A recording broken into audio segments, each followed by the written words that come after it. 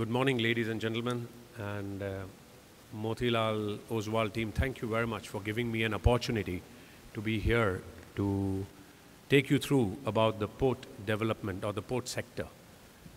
And for Make in India to succeed or to be, relevant, and this idea to be implemented, it is essential that we have the infrastructure in place. And one of the key for Make in India, because obviously Make in India is not only for India but also for overseas, right? So for that, ports are extremely essential, and only by that can we succeed. So let me quickly take you through what this port sector is about, A. B, where are we with Gujarat Pipavav port? C, what does it take to ensure that Make in India happens? So here we go. A logistical backbone for manufacturing and trade, which is essential for Make in India. Port sector forms the gateway to international trade. India has a long coastline, 7,500 kilometers, and has 12 major ports and 60 non-major ports. A definition over here, major and non-major, the difference is only one, and that is, it is controlled by the central government, and they have a tariff regulatory authority. While all the non-major ports are ports which are controlled by the state government, or the concession is given by the state government, or they could be captive, and they don't have a regulatory authority as far as the tariff mechanism goes. Just to compare this with what we have in China, it's double our size in terms of our coastline, and the number of ports which they have, incidentally, are 2,000 ports in that 14,500 kilometers, though only 130 are open for foreign trade. The balance are for coastal or domestic or whatever we may call. So this is how China also has grown. They today are the manufacturers for the world, and obviously that can work only if you have ports to ensure that there is infrastructure available to take the products to the next country, or the country where we want to export, or of course whatever we need to import. Today, what do we have in seaborne trade? It's 90 to 95% of volumes, obviously, because 5% balance, or the trade which is like jewelry and many other items which are very heavy in value, high in value, sorry, not heavy, high in value, are transported by air. So 90 to 95% is via shipping route, and it constitutes 70% of the total value. What have we witnessed so far? Cargo growth or cargo traffic.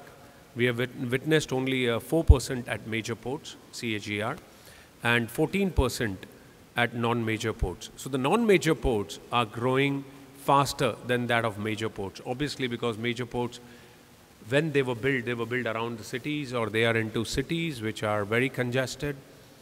Moreover, they do not have the capacity, or their capacity is already gone, and now they are not able to provide that unique selling proposition which the non-major ports are able to provide.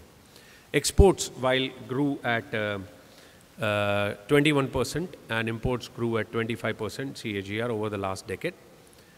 But if you see what typically happens in India, if anyone was to ask me in 2010, I would turn around and say, you want to know what the port trade would be, what will be the volumes? Take the GDP and multiply it by 1.5 or 2%. That'll be the, 2 times. But that'll be the growth number that we will see in terms of volume. For last 4 years, unfortunately, that has just reversed, and we are at 0.5 times of that of GDP. In fact, at one of a very interesting interaction with an analyst, he said to me, is the GDP right? Because when I told him our number of the port growth in the West Coast, because that's what determines or tells, he said, probably you are wrong, and the GDP growth number is at 7%. How come that you are growing only at 4%? I said, let's wait and see. And then the GDP number quietly came down further from where we were. So it clearly demonstrated that it had changed. In all this, what is also important is containerization. If you see our containerization volume in India, it is very low compared to that of any other developed country, you will have even, I would say China would have 75 to 80% of their total volumes moving in containers. India is only in the range of 50 to 52, and we have a long way to go. We still do in the traditional way, that is of bulk and other handling. What are the current scenario? Port usage is at average of 80%.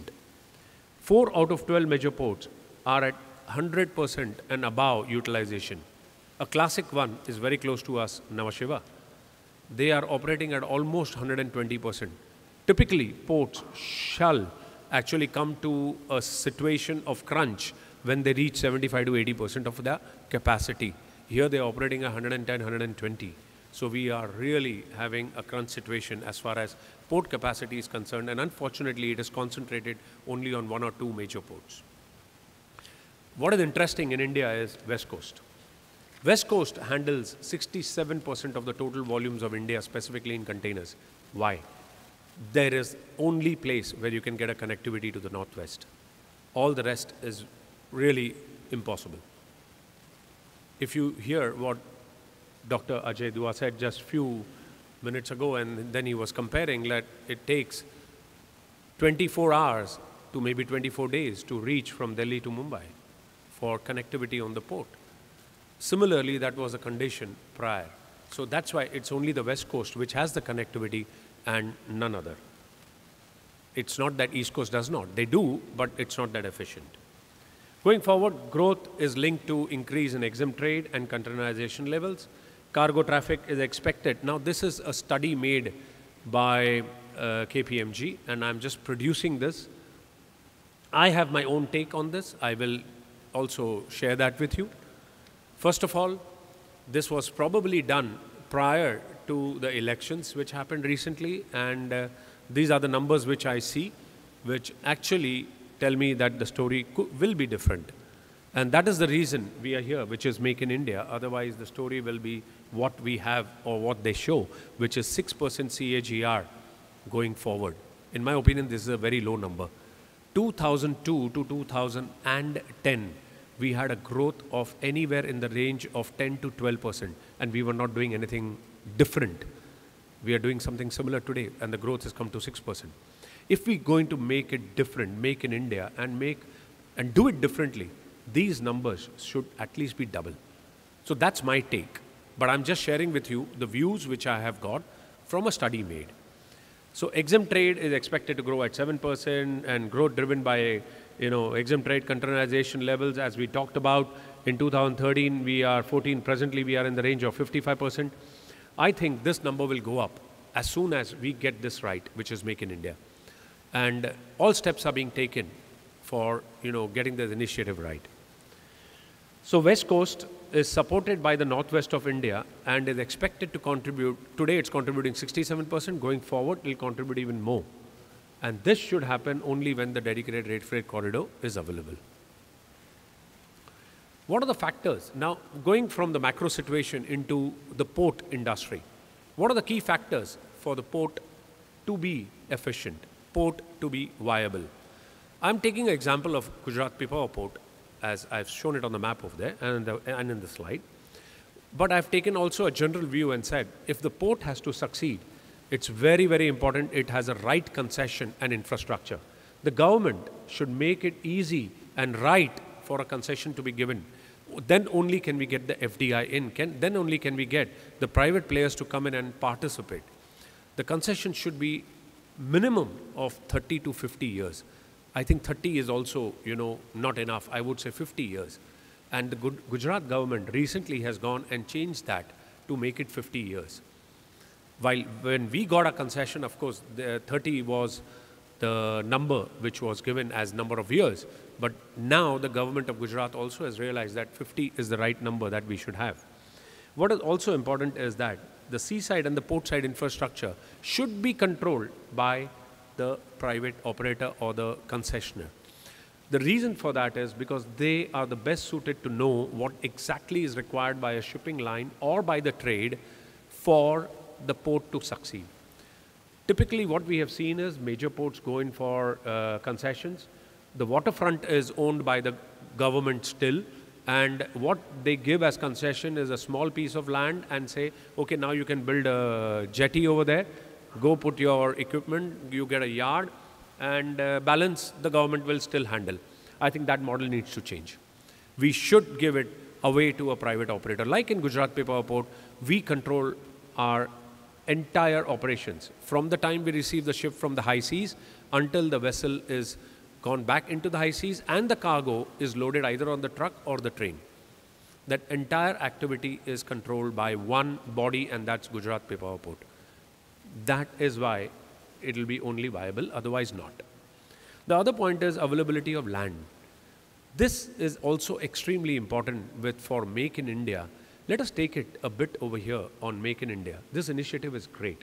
But what has happened, we all have gone out in one direction and said, oh, all over in India, we should make in India. My take on this is, personal take is, we should have this Make in India near the ports. We should have this Make in India closer where the infrastructure is available. If you start, for example, I'm just taking a place somewhere in hinterland, which is landlocked, let's say in Madhya Pradesh. Do we have the roads? Do we have the railways to connect? We are still making the dedicated rail freight corridor. It had started in 2015, sir, if I remember. Oh, sorry, 2005, if I remember. I was in JNPT those days. When I was called by the chairman, because we were constructing berth number 3, the terminal number 3, which is today the largest and does 2 million TEUs. And I was told terminal number 4 will be coming up. And one of the questions we had was, where is the connectivity? And they said, oh, do you know dedicated rail freight corridors is going to come in soon? And it was in 2005. While you say it was in 2007-9, maybe that's when the government actually got it out to everyone else. But JNPT actually had gone out and said, we need this connectivity and dedicated rail freight corridor. So it is important that this land expansion capacity should be available so that when the industry wants to be near the port, they are able to do that. Finally, very, very important, with the vessel size and with the volumes that we will see in India, we have a deep draft and make it attractive for largest vessel to call India. Today, we cannot bring vessels of more than, I would say, even 7,500 TEU, while the world is building 18,000 TEU vessels. Now, if that is the size, we need to be far ahead and quick in getting this type of facility available. Connectivity, important, as I said. Hinterland is where a large volume base is also available. Manufacturing is also there. So rail connectivity is extremely important. If the port does not have the rail connectivity, it will suffer, because then it is only dealing with the captive volumes and nothing beyond that. So not only rail connectivity, it is also the double stacking. At Pipavav, we, over a period of last, specifically started in 2009, the initiative. And when we looked at the entire geography, we knew what the container volumes will be and what we will be able to attract. We started in 2011 with approaching the government. Of course, we were talking to them already. They told us exactly what it will take for double stack. And now we are a double stack compliant port where we carry 2 containers, while Nhava Sheva is unable to do and many other ports are unable to do. We carry 2 containers up to a particular point in North India. That saves cost, environment, and of course, better utilization of scarce available resources of the railways. And as you also said, Dr. Dua, about, the goods train coming, getting no priority. Actually, it gets sidelined because there is a passenger train to go, and we are using the same asset or the same railway line, which is inefficient. Going forward, road network is also extremely important. Whatever we do, the road connectivity first should be provided towards the port if this Make in India has to succeed. Otherwise, the manufacturers will not come to India because they will find it very expensive to take the product once manufactured in India, maybe at the right cost, into the world where they want to supply. Location is also very, very important for a port, and that is coming from generating the hinterland cargo and also being on the shipping route. If, let's assume, you have a port which is not in the shipping route, the cost of shipment, or for the vessel, the shipping company will be so high that they would not like to come to that port. So you have to be in the route. For example, you take Colombo today. It is a very good transshipment point because it is on the east-west corridor. Take Pipavav. I mean, we are very close to where Middle East is, and when you come from the south of India, Nhava Sheva being a compulsory call for anyone, the next available is only Pipavav, because we are closest to that of Nhava Sheva. And it takes only 10 hours more steaming time to come into Pipavav from Nhava Sheva.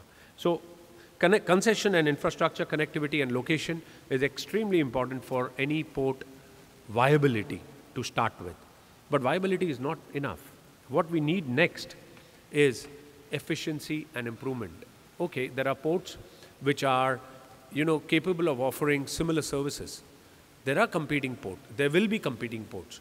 But what will differentiate is the efficiency part of it. Let's take each of these. I've just put it as the key points. The concession format, we talked about it. It should be extendable. It should be right royalty. This is an important point. Take concession which was recently given in Terminal 4 at JNPT. The concession is at 35 or 36%. I think that's a high number, because giving away top line to the government or the port authority is a big number, and specifically with the current authority or timeline guidelines saying that it is not part of your cost. The next one, what we have is the suitable key length and draft. What happens is that people get the concession, we get the concession, and we build only a very small jetty.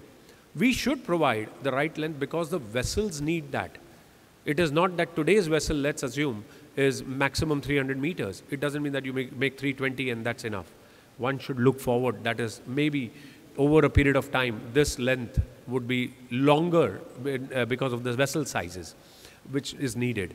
So we need to provide that. And you can't go and build jetty again and again at very short intervals, or because this is seaside work, and then you will disrupt your port operations.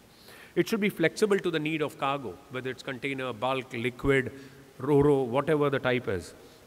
And finally, expandable. That is, when we look into the future, if we want to expand the port, have we put the jetty in the right place? It should not be that it becomes a hindrance or a hurdle for turning circles of the ship or the draft.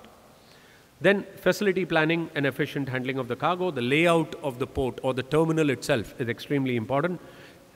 Let's take it, the container business. Container business, it's extremely important that the cargo yard or the container yard should be very close to the jetty, the better it is. Yes, of course, you can drive from a distance because if you have no options, but closer the better, because you need the efficient turnaround of the ships. Legal matters, these also affect, because when we get the concession, sometimes we inherit a lot of legal issues or court cases that come along.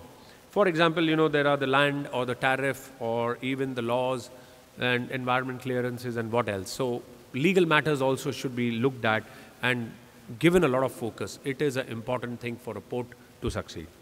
Environment and social responsibility, yes, CSR has now become compulsory as per the Companies Act also. But apart from that, it is essential when a port needs to succeed, because it relies a lot on the infrastructure, the social infrastructure which is in and around the port. They can disrupt all the activities if required. Off and on, we hear once in a while in Nhava Sheva that, oh, today the trucks were not allowed to go. There was congestion, there were issues of the local bodies or local people over there, and they were complaining. It's essential to settle them first. Then development of port cities. This is excellent. I mean, this is coming up as we hear also from the government today. And I would say the smart city concept, which is we are talking about, it should start more and more from development of port cities. Bring those smart cities closer to the port.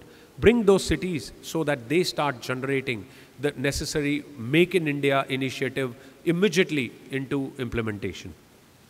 The stakeholders, vendors, contractors, and labor is also extremely important. We should have it right.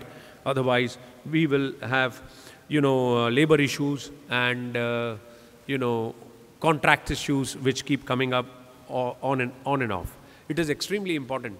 When you make a port or when you see a port, the assets are typically similar in any of the ports you have. What makes it different is the people who use that assets and ensure that it is efficiently operated. Performance-driven culture should be always there in any organization. It should be with the training, retention, and ensuring that, if the port is in a remote area, like what Gujarat Pipavav is, that we provide whatever is needed for our team members. Otherwise, we will not get the right talent, and we will have a challenge on getting an efficient port. Finally, landside infrastructure and waterside capacity. These are two very important things, and they go hand in hand. We often hear, today there is a new port coming up in India, and port capacity will increase. Does it have a connectivity? That should be the question asked, because ports in India are gateway ports. They are not transshipment ports. If they would be transshipment ports, I would have absolutely agreed that yes, a port is coming, there will be capacity or there will be volumes there. But Indian ports are gateway ports. They bring the volumes from hinterland and take it overseas to the next country. So it's extremely important that we look at both the waterfront as well as the land side of activities. I've talked about connectivity, but I want to really emphasize on this, because this is what will make this initiative happen. I'm again and again coming back because NHAI, or the road network, is extremely important. There are many models. We have heard about PPP, we have heard about joint ventures for road models. We have been trying, I will tell you, for last 4 years for connectivity between nearest place, which is Bhavnagar, up to port, which is Pipavav. Why were we so interested? Because there is a new smart city, one of the first smart cities which will come up, which is called Dholera. And the government had announced 6 years ago that Dholera, the connectivity or the gateway port will be Pipavav. Now, when we heard this and we went to the government's action plan was very clear that Dholera will come up. But they were waiting also for the DMIC to start, or the dedicated rail freight corridor to start. We said if the connectivity from Dholera is to Pipavav, it is by road, it has got nothing to do with railway. And whenever Dholera comes in, do we have the roads? So we started engaging with the road authorities, or NHAI and the state government and everyone. Finally, we saw that the government had actually sanctioned it, but they were unable to implement it because there were no bidders. Because either the cost was too low or the returns were not sufficient. What did the government finally do when they know this Dholera is going to come in and the smart cities and the Make in India is going to be real? Recently, a week ago, the government has turned it around and said, okay, forget PPP, forget JV, we'll do it under EPC. And they have already floated the tender just a week ago. So they are serious about all these developments to take place. I'm saying we need more such initiatives. We must ensure that this connectivity is extremely important. Minimum of 4-lane highways should be there. Because today the roads pass through all the villages, and there are a lot of other issues, and rightly so from the villagers' side, because their environment is disturbed. So connectivity is the key, whether it is road or whether it is rail. Rail for longer distance, specifically when I say northwest of India. Dedicated rail freight corridor has been talked about, it is going on. What I hear recently is not before 2019 still, because land acquisition is an issue. There are many other challenges of rail overbridge or tunnels or whatever else, and they have not yet concluded it. I think more emphasis have to be given on these two, which is the land side of activity, rather than saying, I want to build more ports. I would say, go build more land side infrastructure. Connectivity, connectivity, connectivity. That is the key word. Otherwise, this Make in India will not be as we would like it to be. Next is the industrial corridors and smart cities. Fantastic. Start all this, but start it at the port. The first place to start is nearer to the ports. Only then can we ensure or achieve this Make in India. Approval and licensing, make it easier. I know the government has already taken steps. I can see that. We can feel, we can hear from a lot of industry players. Yes, this is the right way to move. Move away from urban locations. That is also the plan. I think it fits in very well. What I want is fast implementation. Dholera, let's take the new, one of the examples. Dholera is to be developed as a key manufacturing and trading hub, very clearly defined. And this was defined long ago. I think before this Make in India started, Make in Gujarat was already there. And I would say very confidently, because I already see the effects of those. Dholera was announced long ago. Plans were there. There was everything moving in the right direction. But if the freight corridor does not come in, Dholera has got no meaning. And people did not have that confidence, those who wanted to invest. But now I would say this would be one of the first ones to come in. And we would find this Make in Gujarat to take first before Make in India, which of course this initiative is there. Why I say about this is because if you see the auto hub, auto manufacturing hub, it is coming in Gujarat. Take Ford Motors, take Tata Motors, GM already there, Honda on motorcycles announcing, Mehsana for Suzuki. So they are creating that hub. The Make in Gujarat is already happening. And I would say Ford Motors should start very soon. Their plant is it's almost complete, and they would come out and produce cars and also engines from there. So will the other manufacturers.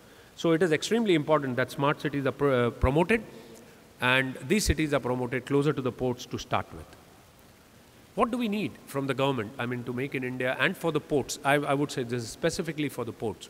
And because this is a key infrastructure for this initiative to be effective, and that is the regulatory environment. First is the land acquisition. We face a lot of issues, delays, even today, even for the freight corridor, there are land issues. I expect they would sort it out within this calendar year, that is 2015, but it is taking a lot of time. Imagine the ports also have the same issues. We should have this Land Acquisition Act, which is being talked about, settled as soon as possible. Then the environment clearance, of course, it is improved. We have seen a lot of talk, and the ministry is also very forthcoming. Please make it even better. Funding. Port projects are very long term. When the government has recognized that the concession should be for 50 years, I think the funding also should be made easy for such high investment or long-term investment projects, and of course, tax benefits as and when required for putting the investment and bringing the FDI into India. NHAI DFC, I have already talked about, very key element in ports for the ports to succeed. Then we have the TAMP, which is very much in talk. I think a lot of action is being taking place right now on TAMP. As I know from the industry sources, there is a lot of movement. A lot of steps have been taken by this government in the 9 months, which was hanging for more than 12 years, in my opinion. Some policies were made in 2003, and they were still going on. And those meant the ports would be inefficient. The government or the TAMP authority, because of the policy, it's got nothing to do with the TAMP, but it's a policy. The policy said if you produce more and if you're more efficient, you earn less. Now, which industry says that? If you're efficient, if you do better, you should earn more.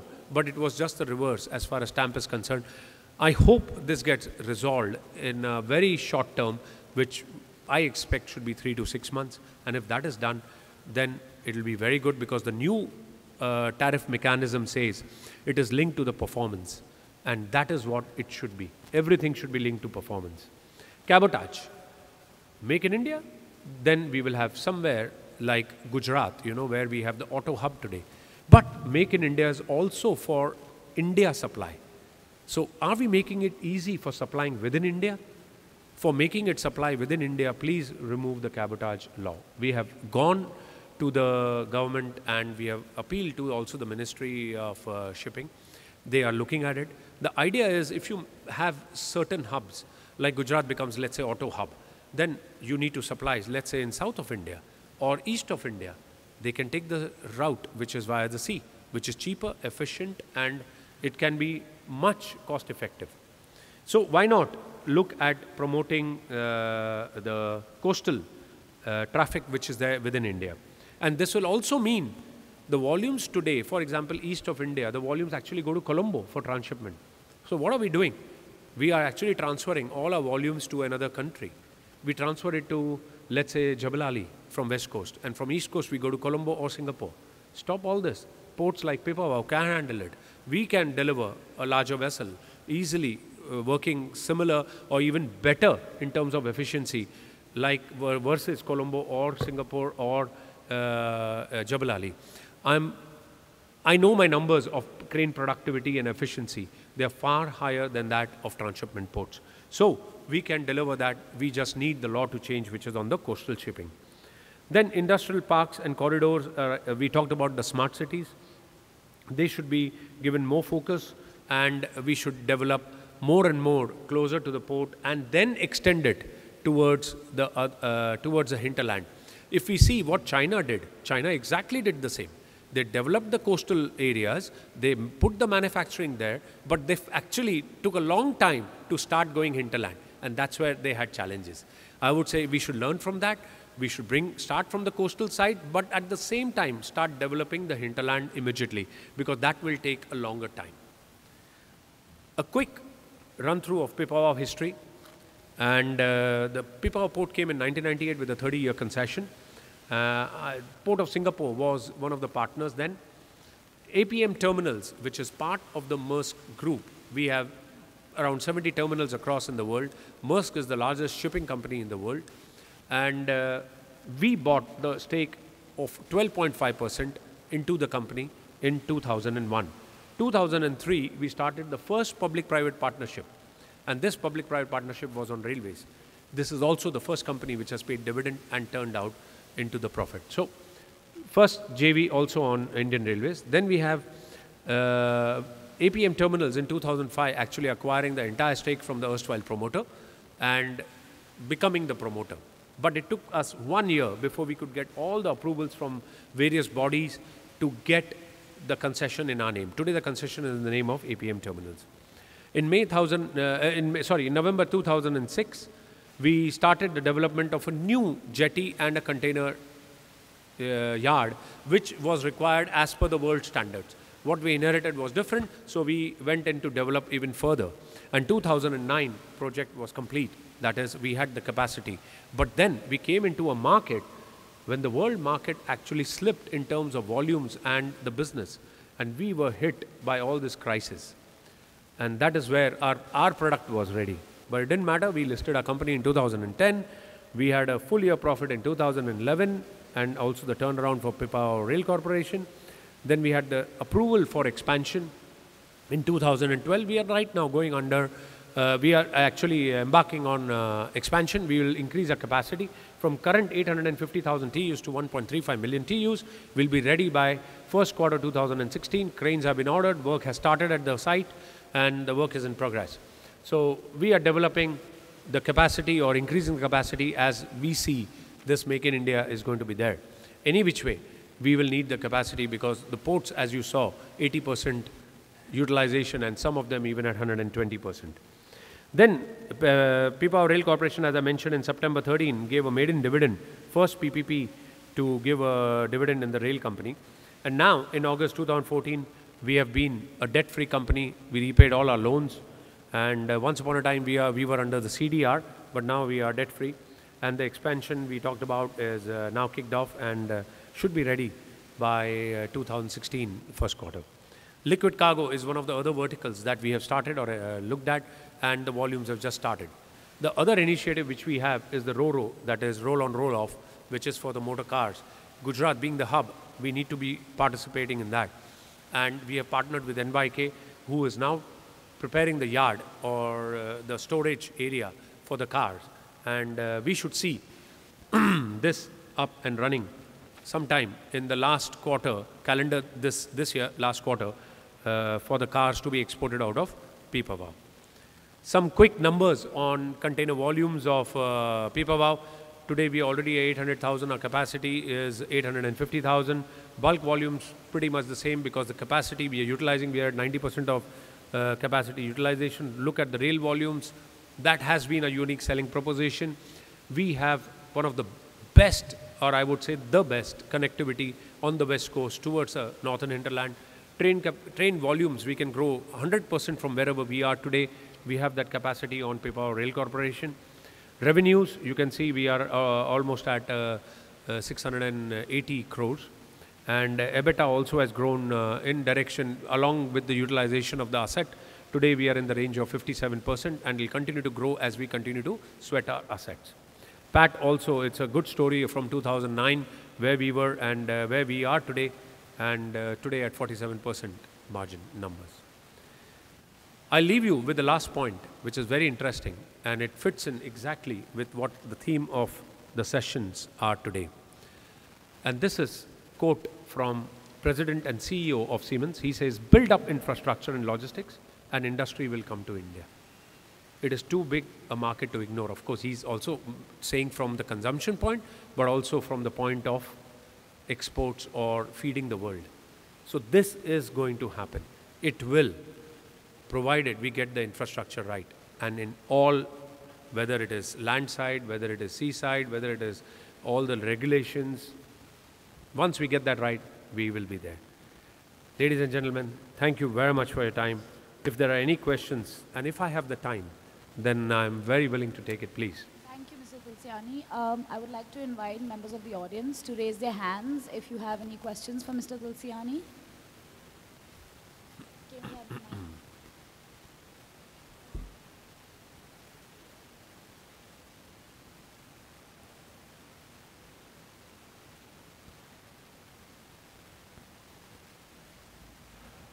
Yeah, hi. This is Anirudh here from IDFC Mutual Fund. You mentioned that your utilization is 57%, if I missed it.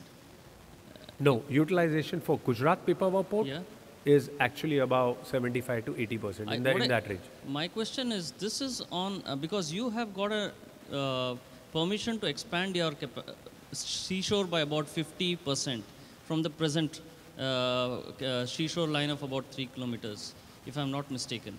So is the capacity utilization on the present port size or the actual expanded port size? It is on the present. Present capacity is 850. We are already in the range of 800,000. So it is on the present. And in terms of bulk, our capacity is anywhere between 4 and 5 million. We almost do 4 million. So we are hitting our capacity, and that's the reason also for us to expand. Sure. Thank you. Yes. Harish from DSP BlackRock. The question is on the rail part. You don't integrate your rail operations today because of a separate financial year that the rail company has. So Gateway Rail, your rail company is a separate rail company. You own 38% there. Just a word on when do you want to integrate that into your Gujarat Pipavav port numbers? I don't know whether we should integrate. Is there a need to integrate? I don't see that. It's an investment that we have in that railway company, and we treat it as an investment. So I don't know whether we should integrate. I will have to ask this to the CFO, but I see it not necessary. At a given point in time, a share of associate can come to your... If the laws change, yes, certainly. I mean, if there are requirements, then we'll have to do it. Or if we acquire more, then whatever it is. But if it is required, then we'll do it. But otherwise, I don't see the need to do it. On a lighter vein, you can actually change the financial year and make it aligned. Oh, no, that we are going to do it. That is already happening. Sorry, if I misunderstood your question. Yes, we are aligning, and we are anyway, as per the law, we have to align it.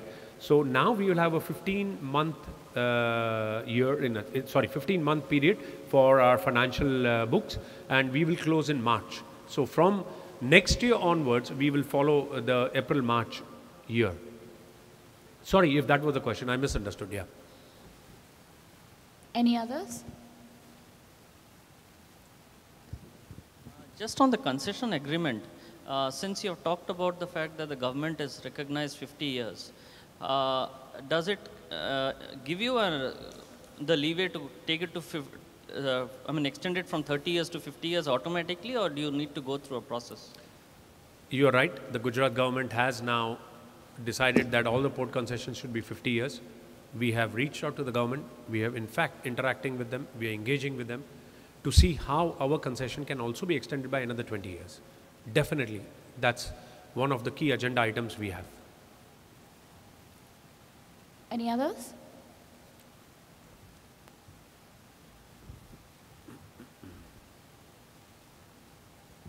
Hi, my question was on this transshipment thing that you said. So why is it taking so long for us, something which is very, everyone understands that we are losing shipment to Jebel Ali or Singapore or Colombo. So why is it taking so long when it's so fairly understood? Good point. I mean, the shipping companies today are operating very large vessels between Asia. When they say Asia, it typically is China. They bring it to Singapore or Tanjung Palapas, which is Kuala Lumpur, in Malaysia, and then they straight away sail into Europe via Colombo. Today, those large vessels are unable to come into port of Mumbai because there is a restriction of draft. So what the carriers are saying is that we separate India completely out of Asia. India is a separate market. Let's focus India for their gateway cargo. And we bring those size of vessels which Nhava Sheva can handle. So our limitation today is Nhava Sheva. Why? Because Nhava Sheva handles 60% of the West Coast volumes. They are a premier port. Any shipping company, I work for a shipping company. I was there for very long. I was the line manager. I used to do this routing and helping the, the main center to prepare what ports should be called. It was extremely important that there would be an anchor port. When I say anchor port, a most important port. For India, it has been Nhava Sheva. So Nhava Sheva you cannot ignore. If you want to call West Coast, you will have a call in Nhava Sheva. Today also you go to any carrier, he'll say, if I have to start a service in India, first I want to get a berthing approval for Nhava Sheva.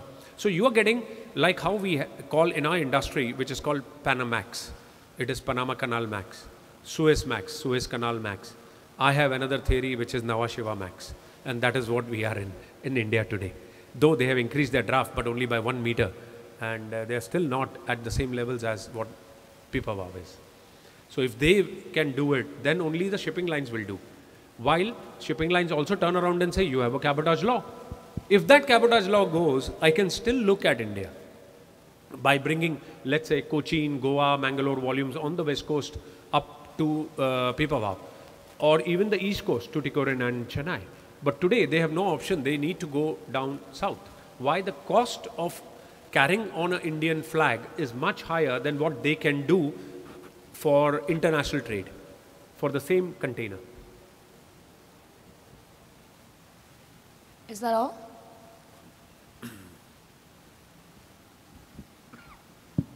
Can you throw some light on your competitive challenge in Gujarat port? Because you have very next door Mundra and I think Hazira is also coming up. So how does it look in next 5, 7 years, 10 years? As I said, ports, let us not look at ports from the seaside alone. We need to look at ports from the land side. If the land side connectivity is not available, the port will not succeed. Let us look at ports which are on the west coast. Nhava Sheva was the key or the most important port. It handled all the volumes until we could see Pipavav and Mundra coming up. All the volumes would go from there on train into the hinterland. Today, they are unable to handle more than 15 to 18 trains a day in one direction. Now, the volumes probably need 40 trains, but they can do only 15 to 18 trains. So, the connectivity is the key. The unique selling proposition which Pipavav has, a deep draft, very high efficiency. We are the best port in West Coast in terms of our crane productivity. This is the measurement which the shipping companies use. They say, what is your crane productivity, which is called the GCR, gross crane rate. If that is what you have as the best in town or best in the port, then automatically you turn my ship around faster. There are two aspects. The shipping line will say, release my ship fast. The consignee will say, connect it fast. So there are two demands of two different customers. For us, the customer is a shipping line and the customer is the end product owner, whether it's importer or exporter. The demands of the two are very different and we are able to match both of them today. We are able to give to the shipping line that efficiency, that turnaround. Even though we are in the expansion mode, we have not ever let down any shipping line. A classic one was in June 2014 when the new government came in, dollar stabilized, the imports went through the roof. The amount of imports that we received in Pipavav was mind-boggling. The containers were all over the port. Nhava Sheva cracked completely. They were unable to handle that volumes. Pipavav had not a single case of any of the ships getting delayed. When I used to go and meet the shipping lines, they would turn around and say, very efficiently managed. We like it. We want to increase your volumes. So yes, today, the volumes are coming from the hinterland for us. We have 65% of our volumes coming on the rail. The next level for us is to develop these smart cities, the Make in India, very close to the port, so that we get more captive volumes also, which will need a port. Coming to the competitive landscape, the ports which we have around us, unfortunately, do not have that sort of a connectivity that we have. We can double our rail capacity, they cannot. Some of them even don't have a rail connectivity, while even if they have, they are unable to double it up like we can. So we are able to take the spurt immediately. So whenever the volumes go up, they always look at people and say, you are the port who can do it. So we have all the rest of the features, I would say, like deep draft, common, efficiency better, connectivity better. And then, of course, our reach towards the client is very different. We all come from a shipping line background. Our ports, 70 in the world, also help. As a global level, we have a commercial team which go and meet the customers, and we understand what their needs are, where they are going, and we prepare for that. Thank you, Mr. Tulsiani. Thank you very much. Insightful. Thank you. Appreciate it.